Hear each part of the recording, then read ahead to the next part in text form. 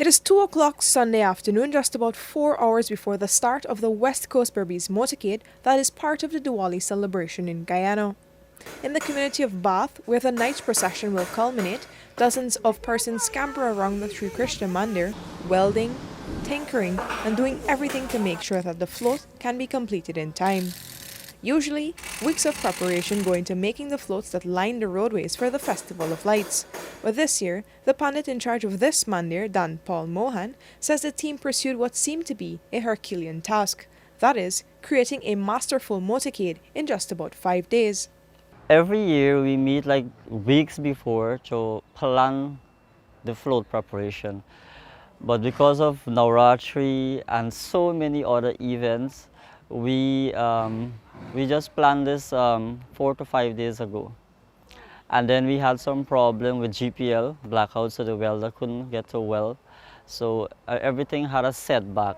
But as you can see, our workforce is very strong. We have a lot of committed people.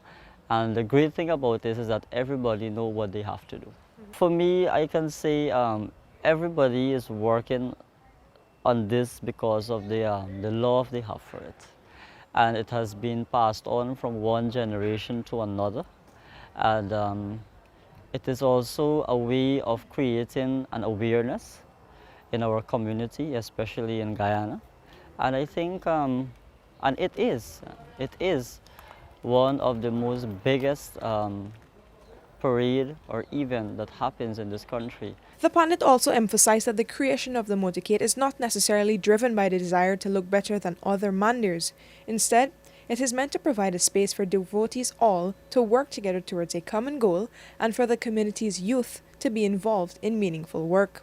And the reason why we're involving young people, I mean, we won't be here forever. So if migration takes place and different factors come about, they can take this tradition ahead. There's more that goes into making a motorcade than just a physical float, though. There are people dressed as Hindu deities. At Bath, those deities are the younger members of the Mandir. They are carefully chosen because they will be required to sit on the floats for hours on end, and they are dressed with the same care and attention to detail as the motorcade itself. Vashti, a member of the community in Mandir, says that being a deity is an arduous task, but it is a dream for many of the younger devotees of the Mandir. Certainly, it was for her some 19 years ago. And in 2019, when the last motorcade was held, it was something her 3-year-old daughter managed to participate in. I went for Mother Lakshmi like about 19 years ago. And to me, it's like all little girls' dream to dress as Mahalakshmi. And every little boy to go on the motorcade, to parade and look all exciting and all dressed up and all decked up. So for me, it's exciting. We want it to be in every young individual life growing up, because as now we see youths are drifting away from the religion, drifting away from religious activities. So by doing motorcade, by promoting motorcade, promoting the festival, I think it will bring them back together to join and take part in the fun and be here with us. These processes repeat themselves across mandirs and some businesses. And soon enough, when it gets dark outside, the floats are lit up and the deities take up their places. That's exactly what happened on Sunday night.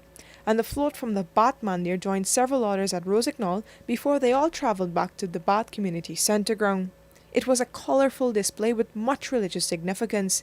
Each of the floats depicted the overarching significance of Diwali. That is, the celebration of light.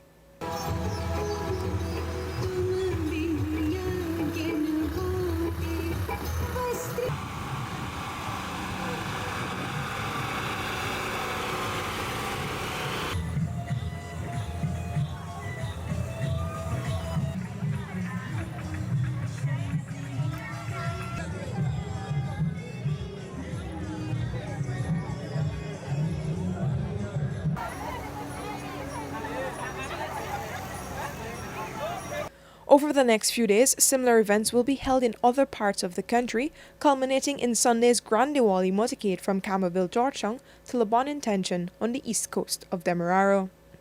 Reporting for the newsroom, I am Vishani Raghavir.